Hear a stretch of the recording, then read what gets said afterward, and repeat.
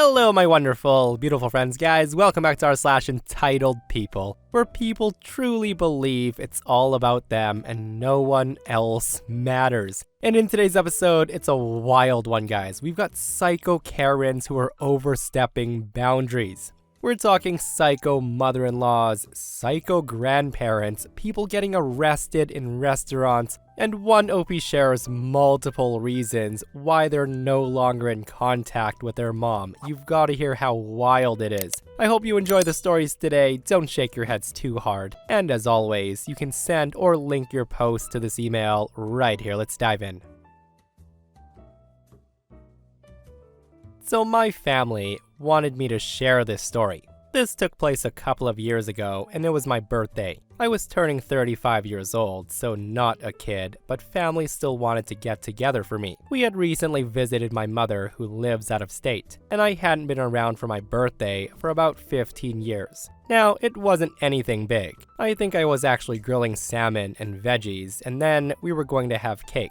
I guess what happened was my mom, who, let's call her Karen, calls my husband, and she said, "Hey, pick up a cake and I'll pay you for it." So my husband tells me about this and said he already planned on getting me a cake. It had been ordered and picked up before my mother even called.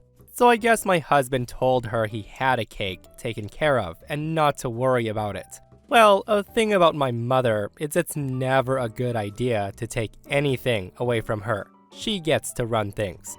So my mother shows up and she starts talking about all the work we still have to do on the house. I'm in and out of the conversation because I'm making food, and I'm not in the mood to hear how all the work we've already done isn't enough yet. So while I'm outside getting the barbecue ready, my mother goes into the kitchen where my husband and our kids are prepping my birthday cake. They're putting candles on and some little decorative toys they thought I'd like. Anyways, my mother walks over and then slides between all of them, and she sticks her fingers into the cake. She then brings it to her mouth for a taste. My husband said he looked at her shocked, but it didn't stop there. She then grabbed the knife that they set by the cake for serving, and she proceeded to cut a big chunk out of the corner. When my husband said to her that OP hasn't even seen the cake yet and this is her birthday cake, my mother replies with, "No, this is not her birthday cake. I specifically told you to pick up the cake I wanted you to pick up. As far as I'm concerned, this is just a cake sitting on the table, and I'm having a slice. Is there a problem?" At this point, I of course walk inside because commotion. I ask what happened. As soon as I saw the cake with the slice cut out, I kind of figured my mother had something to do with it. My husband ends up having to run to the store to get me the cake that she wanted, since mine was ruined. She always gets what she wants. You know what, guys? At first reading this post, I actually thought, oh, how sweet that mom wants to celebrate a birthday with her daughter who hasn't been home in 15 years for her birthday. But after what happened, I can see why OP wouldn't want to be home for her birthday because crazy mom. Like the nerve of that woman to ruin OP's birthday cake, all because in her mind, she didn't consider it a birthday cake because it's not what she wanted. And the sad thing is, she ultimately ends up getting what she wanted in the end. And guys, if you thought that mother was childish, listen to what this person has to say. When it was my 11th birthday, which was decades ago, me, my friends, and my sisters all went to Pizza Hut together with our parents. All who were invited to the birthday party got the buffet, meaning we could eat as much as we wanted. I had talked to my friends about the party at school a week beforehand, and I told them my mom had planned it out. Well, I of course didn't invite everyone in my class. This one boy, who I hated, who we'll call Kenny, would often make fun of me for stuttering, and the guy would call me names fairly often. So I talked to my mom, and she said, "Don't invite him." Well, as the party took place, the staff brings out our favorite pizzas, and even gave me a special badge since it was my birthday.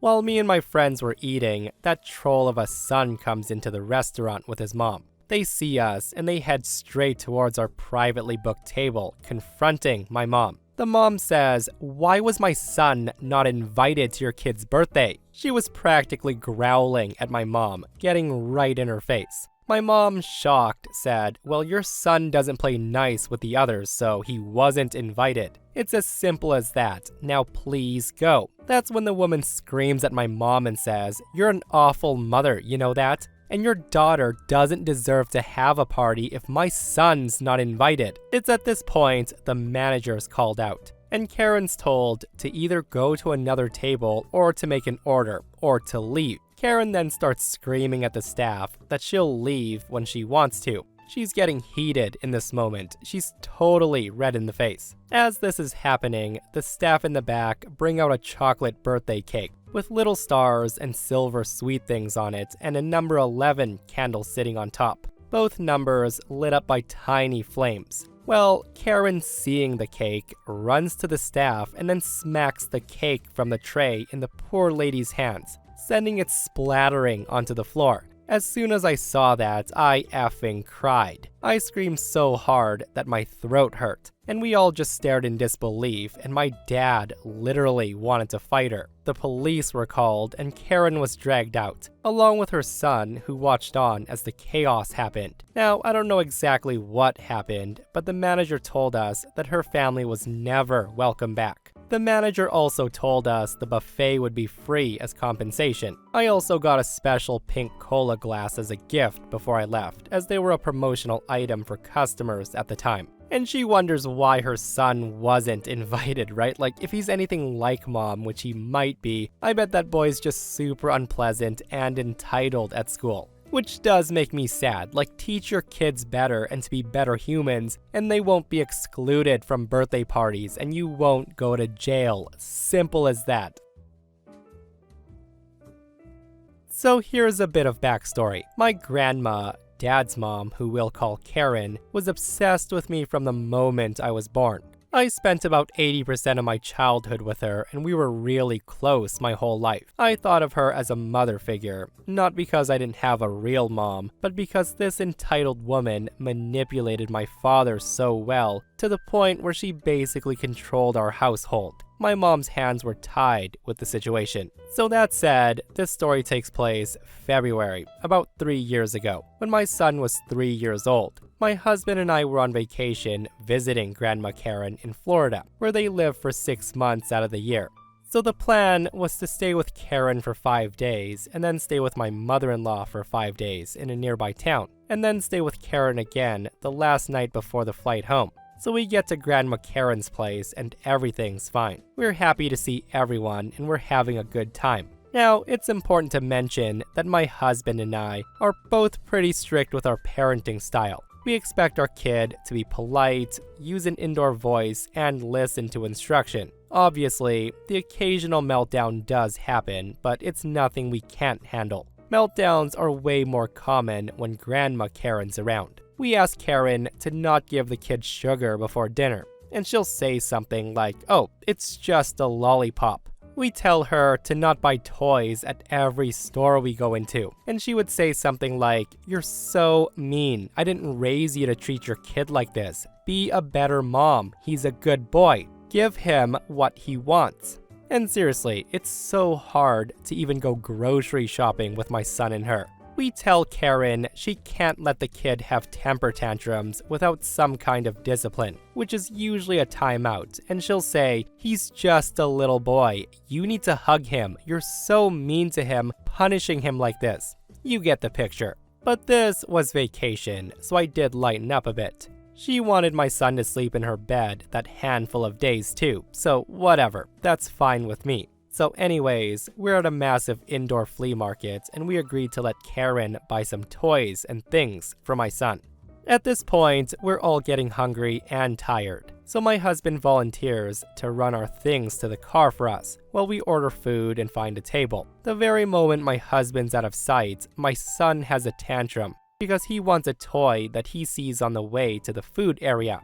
Grandma Karen immediately negotiates with this tiny bomb of emotions, so I shut it down. We don't reward bad behavior. At that, Karen gets upset with me saying, "It's a small toy. Why are you so mean? Why don't you let me buy him anything?" Cue my son's epic meltdown number 2, just as my husband gets back. He doesn't even break stride. He scoops my son up and he takes him to the restroom nearby, both to separate him from Karen and to give him a quick swat on his behind. Grandma Karen is meanwhile screaming at me that my husband's abusing our son and she won't hesitate to call the cops on us. And I want to note, she's never been a fan of him. She says how we should be ashamed of ourselves and why don't we love him.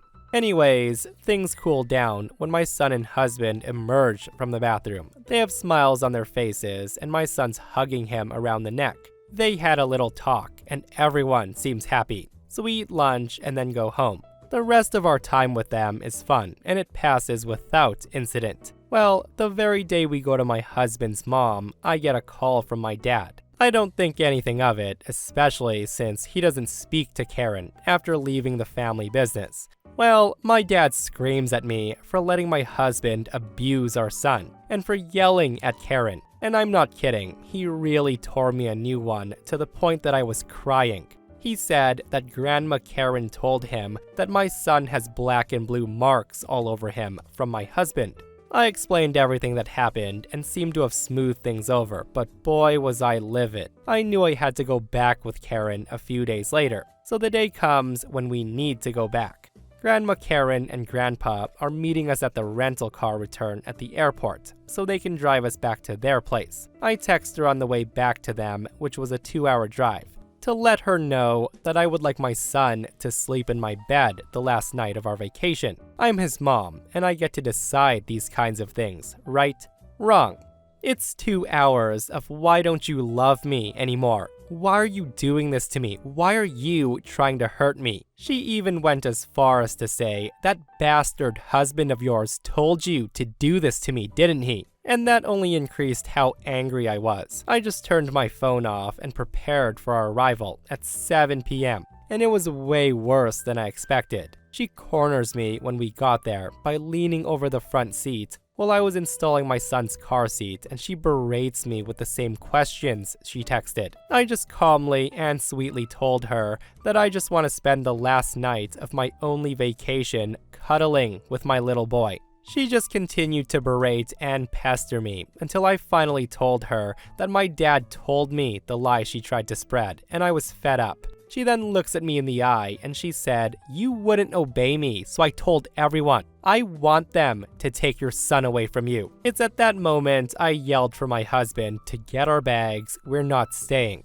I yelled, took the car seat back out of the car, and I put my son on my hip. I don't know if she didn't think that through, but she genuinely seemed surprised that I wasn't gonna stay with her after that. And this is where things get crazy. She gets out and she starts shouting, screaming at the top of her lungs at me until her voice cracked, that I should show respect to my elders and that it's my husband's fault this all happened and he's tearing the family apart. This was some next level crazy person screaming. This was a full-on verbal assault against my husband. So I told her off and I tried to walk away, but she kept blocking my path. After managing to get around her, she then grabs me by the back of my head while I was still holding my kid, and she starts to hit me. She actually hit my son at least 3 times while trying to hit me, sending him into a scream-crying fit before I grabbed a fistful of her hair and my husband pulls her off me. Meanwhile, Grandpa calls the police to tell them that he witnessed me assault Grandma Karen and witnessed my husband abusing our son right in front of his face. We then ran into the rental car agency, where the employees locked the door and they refused entry to the tube. When the police came, the employees validated our story because of cameras. They then took separate statements from everyone. They checked my son for bruises, and finally, they asked me to press charges against her. It was around 1 a.m. after all was said and done, and we were escorted to a nearby motel before our flight at 7 a.m. And that was the last time that I saw the entitled psycho woman ever again. Good riddance. And the thing is, she does text me every so often how I'm killing her because she's old and how she's still waiting for an apology. The guilt I feel is unreal, but I can't go back on the decision I've made. She's manipulative and she's emotionally abusive. Like OP said, good frickin' riddance, because no contact is the best way to go about this. Because I've read so many stories where people lose their minds and attempt kidnapping when they're kept away from their grandkids. And that's the last thing OP needs, right? That said though, I love how Grandma Karen feels that she was wronged, and she expects an apology before she dies. Like, do some people literally forget what they did to others? Either that, or she feels that nothing she did was wrong that day. Yeah, let's just attack a mom and her kid in public. With that said, for the last two stories in this episode, I have to throw a disclaimer out there as it might be triggering to some. The next story, OP deals with abuse from her psycho mother, and the last post talks about the loss of a child. If that's not something you're interested in listening to, check out this funny episode of Karen's Crossing the Line.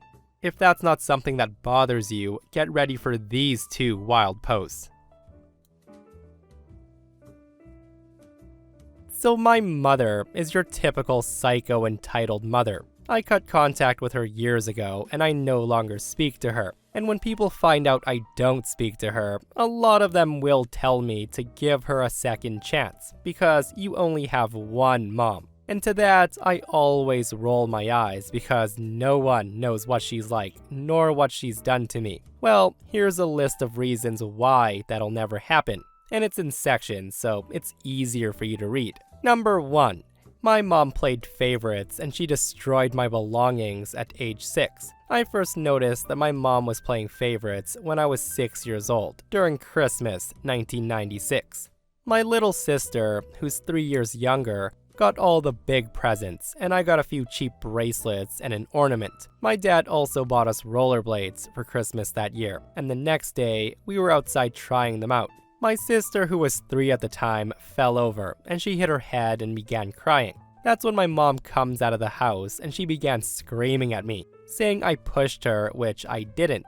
Mom wasn't hearing it though, and she sent me to my room. A few minutes later, she comes into my room in a rage, and she starts smashing all of my belongings, including my Christmas presents, saying I don't deserve anything. Half an hour later, she came in, and she said these words exactly. She said, "Your room's an effing pigsty, so clean it up now before you make me mad again." Number 2. My mother freaked out when I got my period the first time. If you've ever seen the movie Carrie, you'll understand what happened. My mother's not as psychotic as Carrie's mom, and she's not religious, but she went really weird. She started berating me, and she tried to shame me for it, and she asked a lot of weird questions. And every time I'd ask her to buy me pads, she never would. She would throw money at me saying she didn't want to know. There were occasions where I had to ask my friends' moms for pads because my mom had no money, or she wouldn't spend her child support money on me because I'm not worth it, in her words. But if my sister wanted anything, she would buy it for her immediately. Number 3. My mom wouldn't call an ambulance when I fell off a horse, but she called one when the same thing happened to my sister. I was about 13 when this happened. My mom and sister were really into riding horses, but I never was. But I was so desperate for my mom's approval that I started going to pony club with them. One day, my horse got spooked by something and she bucked me off. She was a really big horse. I landed hard and I was knocked out for a few minutes. I woke up to my mom screaming at me saying, "What the hell do you think you're doing? And what did you do to make that horse buck you off?" She didn't even help me up. A few months later, the same thing happened to my sister, but this time, my mom freaks out, and she came into the house screaming at me to get off my lazy ass and help my sister while she calls an ambulance. My sister wasn't hurt, for the record, but she was milking the attention for everything it was worth. She was taken to the hospital, and she didn't go to school for the rest of the week. Number 4. She took down my door because it made noise when I closed it. When I was 12 years old, I lost the privilege of having a bedroom door. Our house was falling apart, and my door's latch wouldn't click shut unless you gave it a harder push, and the door would often squeak when opened and closed. My mom refused to fix it. One day, when I was closing the door so I could change my clothes, it squeaked a little too much for my mother's liking. She burst into the room screaming at me to shut the damn door up. And then, her solution to my squeaking door is she took it off the hinges and she took the door away. From the ages 12 to 14, I had no bedroom door and no privacy to change my clothes or sleep with the door closed. Number 5. She destroyed my belongings because she couldn't find the broom. This happened one summer weekend when I was 13. My mom just burst into my room and she demanded to know where the broom was since I was the last one using it. I of course said I didn't know and that I'd been outside all day. She then accuses me of hiding the broom in my room, and she began turning my room upside down, throwing all my belongings at me. In fear of my life, I just ran out of the house and to the police station down the road from me. When we got back to the house and the police asked her what happened, she put on her sweet, innocent face and she said, "I don't know what she's talking about, officer. She's just going through a rebellious teen phase." The policeman believed her and wouldn't hear my side of the story. He left. Number 6. Her verbal abuse turned physical. Now, my mom's abuse was mostly verbal and throwing things at me until I was 14 years old. At that age, she starts getting into these fits of rage over nothing. If she couldn't find the remote, she would start pushing me. If she got angry over nothing, she would push me into a wall and then throw me and my sister out of the house. If her life sucks, it's my fault. Her car won't start, it's my fault. She ran out of money, my fault. The list goes on and on. She did this until I was 15 years old, when I had enough. I warned her, take one step further and you will regret it. Needless to say, she regretted it. I fought back and the jar of jam I was holding at the time was thrown at her face. She never touched me again after that, and I moved in with my dad. And lastly, number 7. She tried to steal money from her kid after our dad dies. In 2009, my dad and my uncle, his brother, died in a horrific crash. My mom was there the next day to offer her support, but no one wanted her there. My entire family despises her, and she starts asking questions about the will and how much money he left her. Lo and behold, she got nothing. My parents were long divorced, and when he passed, everything was given to me and my siblings. Our mom got nothing. I haven't spoken to her in about 7 years, and I don't plan on ever seeing her again. She's a toxic person, and life is much better without her. My brother does still talk to her from time to time, but me, my sister, and the rest of the family want nothing to do with her. And despite my sister getting treated much better than my sister and I are really close. She's not entitled, and I hold no resentment towards her. I love her to bits. Yeah, reading this list of why OP's not in contact with her mother anymore, I can see why. Like, this list infuriated me, and it made me so sad at the same time because OP had to go through that. And that's the thing, right? Like, there's always a reason why kids go no contact with their parents when they grow up. And I can totally see why OP gets sick and tired of hearing people saying, well, she's your mom, give her a second chance. So this isn't my story, but it's my friend's story. My friend's a midwife at a very busy hospital, and she followed this Karen with her pregnancy with a lot of difficulty. The woman often wouldn't show up at appointments, or she would show up and demand being seen when she wasn't scheduled. She was entitled the entire pregnancy, pretty much. Anyways, it comes to the end of her term, except she doesn't go into labor. It's no big deal at first. She would just have to come in every few days for my friend to check on the baby, to see if she needs to get induced. Except, she straight up refuses to get induced. My friend then advises her that for now, she doesn't have to be, but later, if she doesn't go into labor, she'd be risking her life and the baby's, and she sets up an appointment for a few days away. A few days later, she's still a no-show, so my friend calls. The patient refuses to go in because she doesn't want to be induced. She says to my friend that her and God know best, that it'll come naturally. So my friend calls every few days to try to convince the Karen to come in, and she finally gets the husband on the phone. She explains the risks to him. He then convinces the woman to come in for a checkup. Still no signs of labor, and at this point, she's quite a bit overdue. So my friend explains once again that Karen has to get induced, otherwise she'll risk the baby's and her own life. But Karen continues saying the same thing, that God and her know best. At this point, my friend tells her that the baby will die if she leaves the hospital, but Karen demands to be discharged. The hospital can't keep her against her will, since neither her or the baby aren't in immediate danger, meaning she could still maybe wait a day or two if monitored to be induced. So my friend has to let her go. Fast forward a few weeks later, and Karen's now way past being 3 weeks overdue. And I want to note that 2 weeks overdue is usually the very limit for most hospitals. She then comes back complaining of stomach pain. My friend orders an immediate induction, and she checks with a quick echo to confirm her suspicions. They find out the baby died in the womb because Karen refused to be induced and her placenta rot. My friend told me it was awful, and the stomach pains that Karen was complaining about was from the infection that was caused. In the end, Karen didn't blame herself. She just shrugged it off as God's will, saying it wasn't meant to be. She did make a full recovery, and she was let go from the hospital. And she totally plans on trying for a child again.